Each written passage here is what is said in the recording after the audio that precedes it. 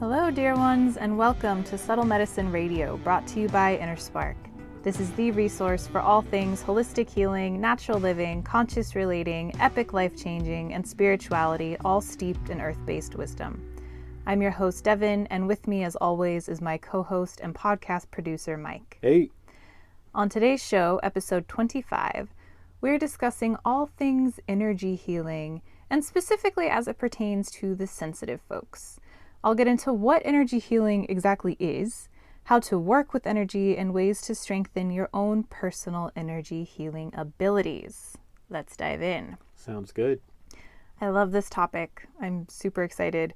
Really, like everything that I do in my work is some form of energy healing. So this is a big passion of mine. There's so many misconceptions out there, and I'm really excited to get into this further. So what is energy healing? If you're at all interested in holistic wellness or alternative medicine, then surely you've heard of energy healing by now. From Reiki and Qigong to yoga, quantum touch, and beyond, the world is full of various methods of working with subtle energies. And yet, even within these disciplines, there are significant differences among practitioners. So really, it can leave us to wonder, like, what the hell is energy healing? Is there a universal definition or application? And to be honest, no. Sorry, there is not. To me, true energy healing, and the way that I use it personally and professionally, deals with the unseen, invisible parts of us that are creating the dysfunction and dis-ease being experienced in our physical body and physical lives. Energy healing involves deeply exploring the person's inner workings. So those invisible inner workings that I speak of so much, their emotions, their beliefs, their traumas, all of those invisible behind the scenes things to get to the root of the physical dysfunction. And healing that part, addressing that part, is energy healing. Emotions, thought patterns, beliefs, habits, etc., all these things are all part of your subtle body, and they're the foundation upon which your physical body and your physical life are built. And so when experiencing dysfunction and dis-ease in the physical, turn your awareness to the subtle to find the origin of that input. Basically, reverse engineer your challenges. Strong emotions, especially shame, carry strong energetic frequencies and bring greater risk for gross, tangible, physical dysfunction when left to fester. Shame especially, and for more on shame, go check out episode 16. Shame is truly at the center of our core wounds. These core wounds, and we spoke about this on last week's episode, are really some iteration of a shame story, some flavor of the there's something wrong with me story. Feminine shame more specifically, and please go check out episode 17 if you have not. Feminine shame impacts all of us, regardless of gender identification or physical anatomy. Shame creates a freeze state in the body, which goes against the very nature of emotions and energy. Emotions are meant to be energy in motion. And through working with energy healing, you can support natural flow once more. When these things are stagnant, guess what? That's right, physical challenges ensue. And for a more in-depth look at a supportive framework for this process of working with these core wounds, check out, like I said, last week's episode, the 4 Pillars of Wholeness. So back to energy healing. Remember that for true, lasting, and sustainable and profound change to take place, your subtle body needs to be addressed. I mean, really, there's no way, absolutely no way around it, 1000%. And when it comes to energy healing, sometimes, it's not as simple as visiting the shaman and shaking a rattle or laying hands and calling it a day. You may actually have to feel and process and look into your shadows. You may have to cry and stomp and moan and scream. And energy healing is not dangerous or harmful. It may be uncomfortable, yet it's really worth it to finally move that old energy that's causing you the suffering that you're experiencing. So for me, there's really no separation between shadow work and energy healing. And like I said, this is a huge premise of my work and very important work. And we've talked a lot about shadow work. I would invite you to go check out episode 21 for more on that if you have not listened to that one. Energy healing helps to rewire the unconscious and those deeply held cellular ways that dysfunction and dis-ease continue to breed and to show up. While the methods may look differently, all these different modalities and methods of energy healing may look differently, the intentions are the same. And that's to create pathways to wholeness in your physical body and life.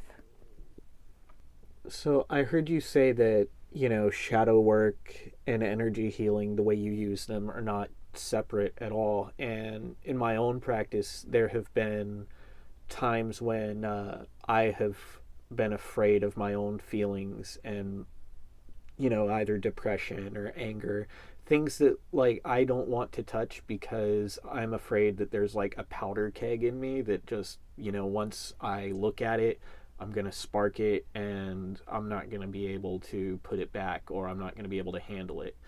And so that holds me back from getting really deep into shadow work and energy healing, for example. And as I'm thinking about it, I'm thinking is that how it is for all beginners? But then again, when I think of how energy healing might take place in our lives, and we just haven't been calling it energy healing. This isn't anything new. We've been experiencing energetic cycles of creation and destruction all the time. Go back to childhood, being a crying baby, and somebody comes and soothes you. They're bringing their positivity and their confidence and their assurity that, there's no monsters under the bed, and whatever it is that your fear is or your negativity is, having somebody to bring that calm, positive energy to it is a form of energy healing. That's just the first thing that comes to mind for me as far as if I have experienced energy healing before in my life and I've been doing this thing, then maybe it's not as big and alien and abstract as I might have thought otherwise. Yeah, thank you for that. That's an awesome example because you're absolutely right. We've been doing these things our whole lives. And really, these strong emotions that aren't being felt and that are trapped in the body and kind of just sitting there festering are the reason that we're experiencing the dysfunction that we're experiencing today. I see this in my clients. I've experienced this in my own body. It's just a fact. And so energy healing is like emotional healing. It's emotional flow. It's restoring flow back into the system. And so even though a lot of the things that we're already doing that we might not be calling energy healing, like snuggling our pets or walking in the woods or crying, they are forms of energy healing. However, many of us, when left to our own devices, don't give ourselves the space and the consistency that is required to keep a healthy system in flow. So we're not consciously snuggling every day. We're not consciously walking through the woods. We're not giving ourselves the space to feel our emotions. So that's when turning to things that are more formal and we step into that powerful container with a practitioner to have this energy healing session. That can be, just that intention of this is what I'm going to do. You're giving your system permission to open up. And this also brings up another point. A lot of people think and feel that it's taboo or it's sinful or it's demonic or whatever else, whatever other stories are out there. That can actually almost be helpful because when you maybe come from that background and then you expose yourself to something like this because you're ready and because you kind of really in your gut know that it's not wrong, it's not sinful, and it's going to be really beneficial for you to feel these old things and to restore vitality and flow in your system. By kind of overcoming that taboo and stepping into that, it actually ends up being a little bit more powerful. I mean, think about how things, when you step outside of your comfort zone and the growth acceleration that takes place, because it's uncomfortable. And so it's kind of exposing those weak points, those vulnerabilities in your psyche, in your belief system, where you have held really tightly to old beliefs or held really tightly to spiritual trauma, religious trauma, shame, all these different things that are now being exposed because you're stepping into the threshold. You're stepping over the threshold, rather, stepping through the portal into something that is different and new. To get something new and different, you have to do something new and different. Am I making sense? Yeah, absolutely. I'm listening to this, and it reminds me of like turning a ship. You can have these massive ships out in the ocean, and how big is the rudder? The little part that turns the ship. Compared to the length of the ship, the rudder is just this tiny little thing in the water, and you don't even see it normally. But when you turn that tiny little rudder, it turns the whole ship. I think when we try to stick to what we've been doing as opposed to trying something new, and when we try to address our challenges and our discomforts in life by attacking like the symptoms and doing the conventional things, it's like trying to steer a ship by pushing it where you want it to go instead of using the rudder, this thing that is built into it, that is part of it, that just because it's not up front or shiny and above board, we don't see it, and it's just out of sight, out of mind, I guess. But that's what energy healing seems like to me, is when you allow the subtle forces to make the gross changes. And what gets me is that it's not just a question of which one is like more efficient or which one is better. It's just a matter of which one actually works. Like treating the symptoms instead of the root cause and the core wound, that's not even like a thing. That's not going to get you anywhere. That doesn't work, because the struggle is just going to keep coming back up. So if you have to step outside your comfort zone and embrace something new or do something different if you want a different result, otherwise, the ship's just going to keep going off course. The symptoms are going to perpetuate as long as we continue to fail to realize where change needs to happen. Totally. I love this. Very good analogy with the ship, Navy man. So, okay, what is energy? What is energy? Energy isn't just like energy healing. So let's kind of back up a little bit. Energy isn't this esoteric, intangible, theoretical concept. Energy exists along a spectrum from subtle to gross, intangible to tangible. And in our culture, we typically don't think of tangible objects as energy, yet they are certainly energy. Your desk, just as your thoughts, are energy. While existing as a thought, however, the energy is still in its phase of potentiality. That is, it's still existing in the unseen, intangible realm. However, this phase of potentiality is super powerful and plants the seeds for what will be manifested in the tangible world. I love that idea of potentiality. Thank you. That's awesome. It's like, you're welcome. It's like taking a string of Christmas lights hand over hand and seeing where the burnout is. Like, tomorrow doesn't have to be like yesterday. Today doesn't have to be like yesterday. There is potential for change. I can imagine myself in the future happier than I am now, calmer, healthier, and I can imagine a thread that connects that potential version of me to the current version of me, and like follow that thread of potentiality hand over hand and see like where is the disconnect. If I want that potential version of me, then this subtle unseen state to become my gross tangible reality And what do I need to do or not do, and what needs to change to like actualize that potential? Yeah, exactly. And a simpler way in case people are just like, what the fuck is happening right now? Yeah, sorry, I had a really great run this morning, so like I'm jazzed, you know? Yeah. So I think a simpler, just like, yeah, a simpler way of putting that would be, so you have this vision, you have a thought, okay? That's energy. It's very much energy. I feel like I sound like somebody right now. It's tremendous energy. Right, I won't say tremendous. who I think I sound like. Um, you have a thought, and it is energy, this vision. So to go with what Mike's saying, this vision of yourself in the future. This is very much real. It's in existence already. You have put the wheel in motion. You have planted the seed in this beautiful phase of potentiality where there's just nothing but like possibilities and opportunities. So the visions, the sacred visions that you hold for yourself in your life, it's already here. It's already freaking here. It's in your brain. It is here.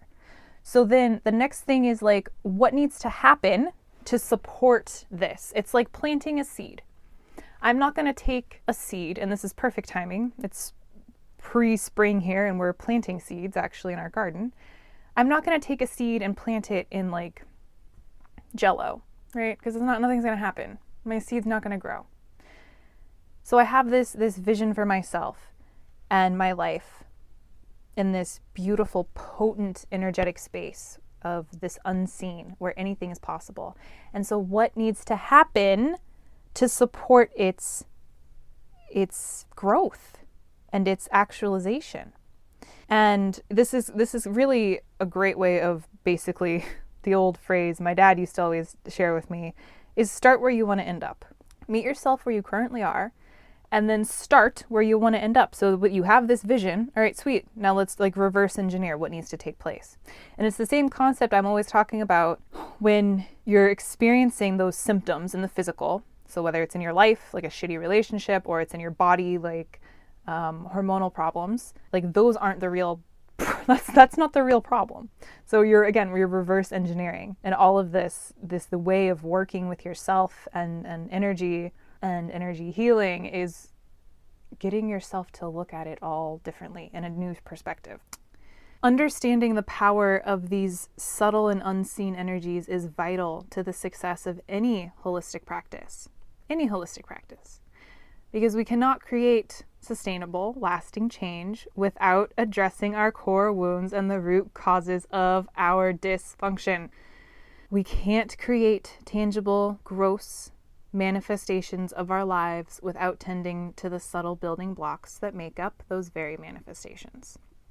And, those subtle, intangible building blocks, so like those visions for yourself that you have, those are powerful, they're quick, they're potent, and they're way more influential than the final product because it's still, in your mind, you can easily, draw an image of yourself into your mind's eye, and you can like change your hairdo 5 different times. You can see yourself in this house or that house, right? It's like, it's still very quick. It's very potent. It's full of possibilities.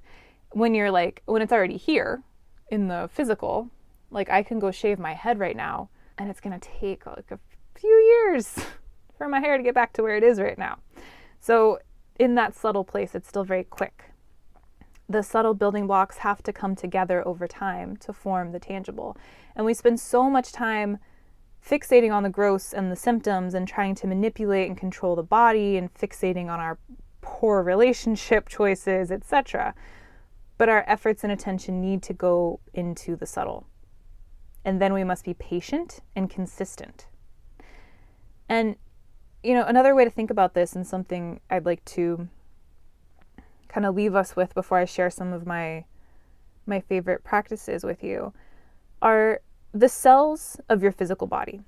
Okay, so these little cells in your body are constantly being replaced in a cycle of birth and death. So your cells die, new ones are regenerated. It's like it's always going. Every day you experience the cycle of waking and sleeping.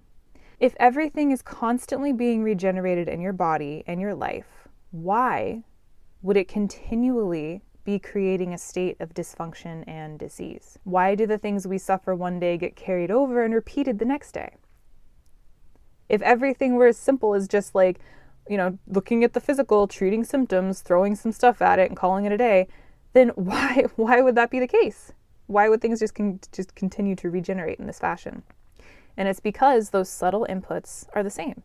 The instructions and the blueprints that you're giving your life on this very deep, subtle, subconscious level are the same.